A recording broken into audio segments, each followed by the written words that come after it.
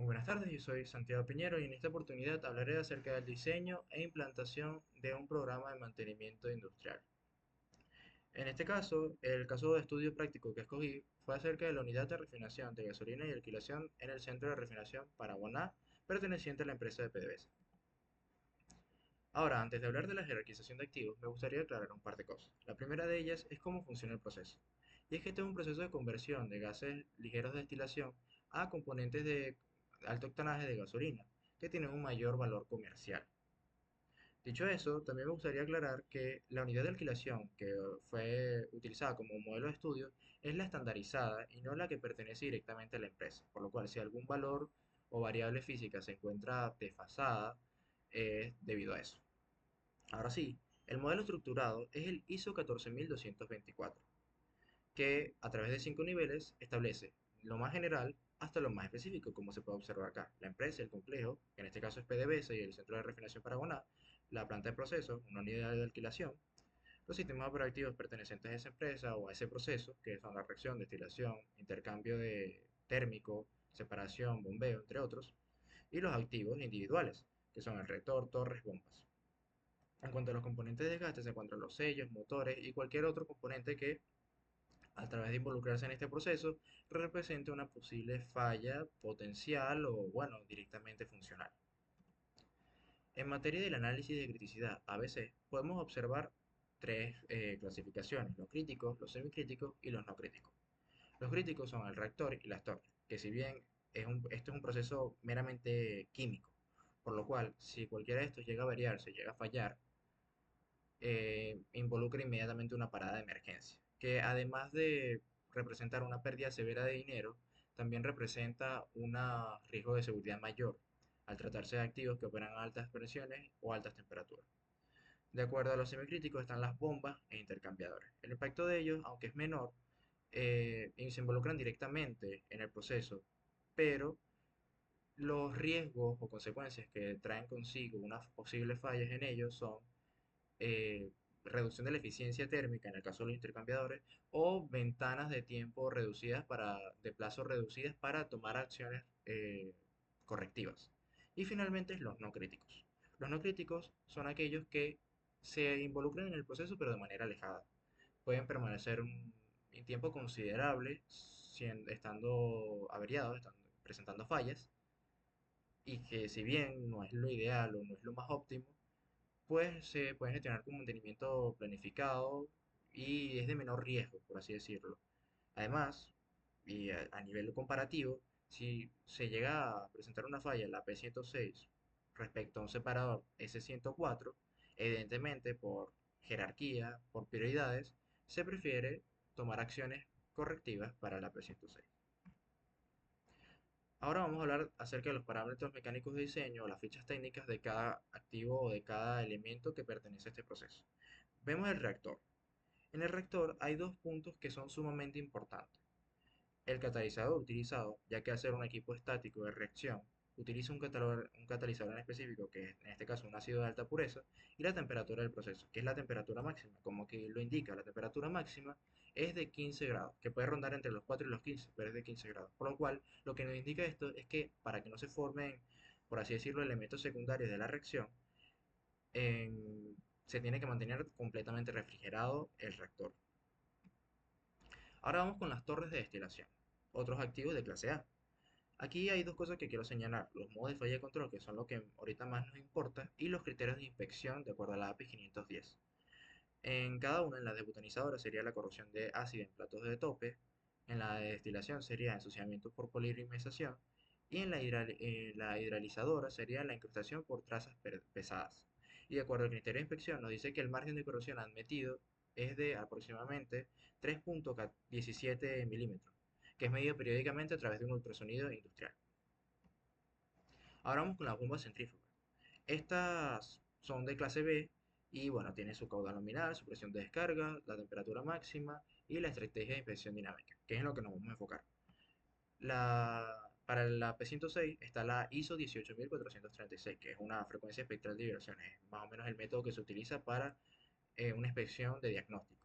La mitigación de cavitación mediante el control NPCH para la P107, la termografía infrarroja indirecta en cojinetes para la P108. Esto se debe principalmente porque al actuar a altas temperaturas, los cojinetes, que tienen que estar hechos de materiales que a altas temperaturas pueden llegar a ser un tanto inestables, pues hay que estar constantemente viendo si llega a su tope, si es más que todo un límite metalúrgico. Y la alineación de ejes láser por vibración axial para la P109. Si bien la mayoría, como la de alineación del eje, son cosas que pueden afectar a otras bombas, aquí están los aspectos más importantes de cada uno. Ahora vamos con los intercambiadores. Podemos observar que los tres intercambiadores y podemos observar también una nota de ingeniería. Opera bajo condiciones severas de choque térmico y alta temperatura. Un gradiente de presión sin diferencial mayor a 25 psi es indicativo indirecto de ensuciamiento o incrustaciones, el llamado fouling, severas en el haz de tubos. Esto para el caso del 120, es decir, el gradiente tolerable es de 25. Si empieza a subir, como en el caso del 120, inmediatamente indica un daño severo. Aquí lo coloqué de ejemplo. Justificación de origen de datos. Esto es sumamente importante porque así nos podemos localizar cómo estructuro los datos de esta diapositiva. Me basé principalmente en el manual de referencia base. Me parece que este manual lo conseguí en una especie de sub, índice de Chevron, o creo que fue de Exxon, que es Handbook of Petroleum Refining Process. Esta fue la segunda edición. Y los marcos numerativos del plan. Esto fue para directamente el proceso de alquilación. Y las normas que para cada elemento, para cada equipo, recipiente de presión como las torres, la API 610 para las bombas centrífugas, esto es sumamente importante, y la ISO 18436, que es el monitoreo de condición. Ahora vamos al diseño de gamas de mantenimiento. Yo diseñé esta gama de mantenimiento en función de la criticidad de los activos. Por eso están clasificados de acuerdo a reactor torres, bombas centrífugas e intercambiadores. Aquí podemos ver las tareas de gama. Una medición ultrasónica en el espesor de la red, inspección termográfica de la carcasa, inspección visual interna y boroscopia. Esto porque comparten ciertas tareas que podemos generar a través de una mayor practicidad. Las herramientas son un ultrasonido digital, una cámara termográfica y un boroscopio. Y la mano de obra calificada es de acuerdo a las normativas, ya sea un certificado API 510 a tratarse de reactor y torres, o un especialista en ensayos no destructivos nivel 2 ASNT. Con las bombas centrífugas pasa un poco lo similar.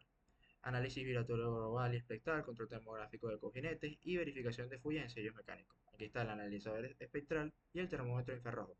Del mismo modo, se puede utilizar por si hay grietas o fallos en la soldadura, la el ensayo no destructivo de tintes penetrantes.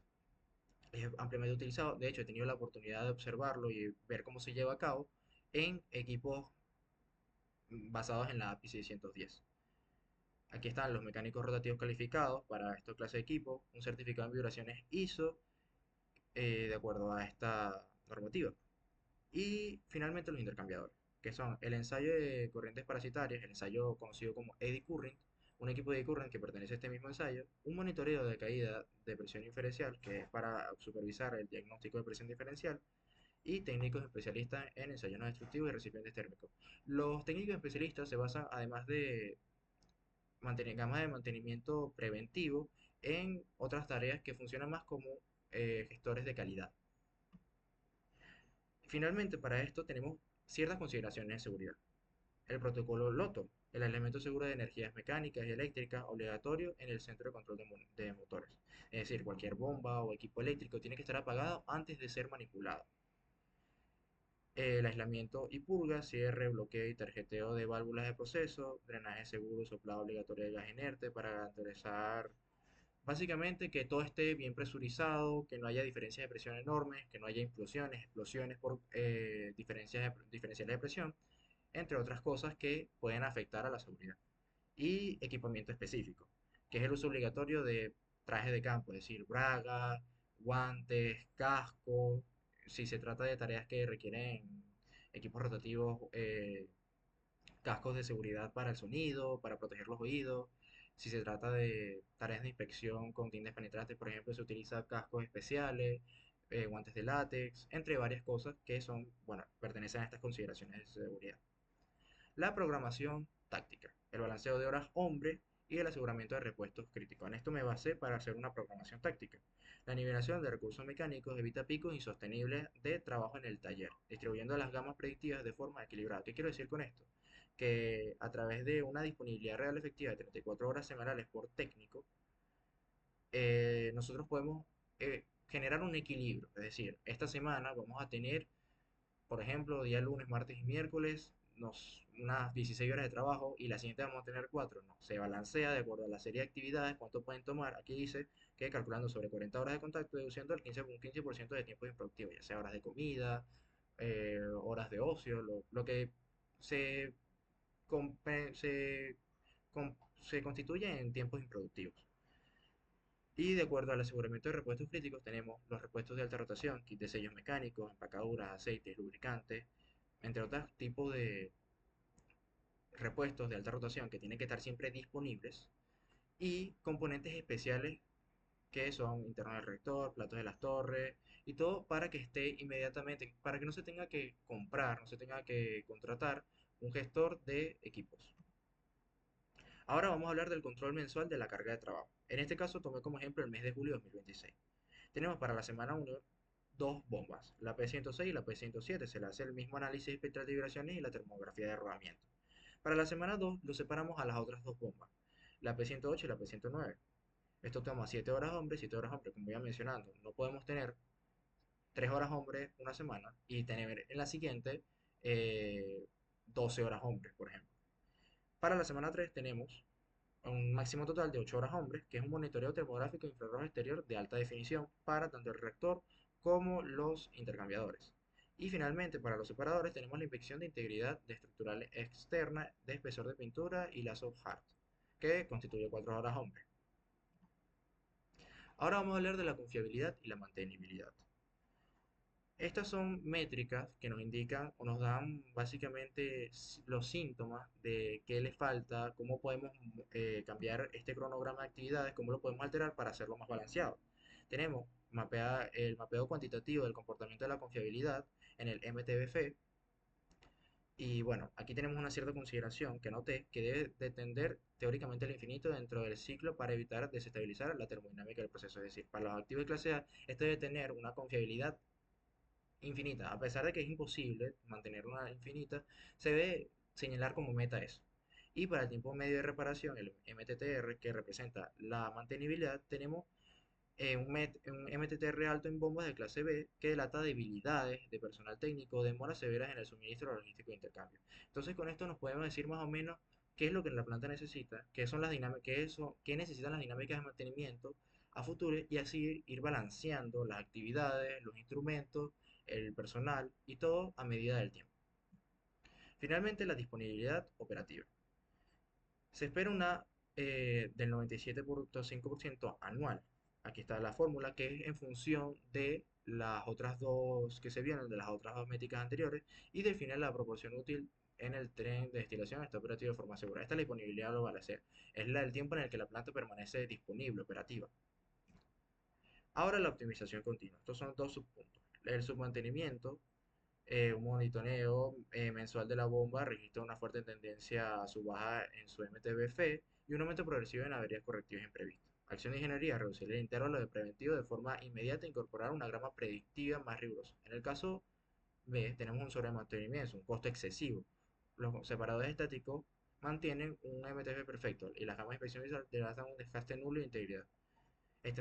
La acción de nosotros es extender las frecuencias preventivas, es decir, hacer las inspecciones con mayor tiempo de demora y así, porque se está gastando recursos en algo que se encuentra bien. Finalmente, eso fue todo. Muchísimas gracias.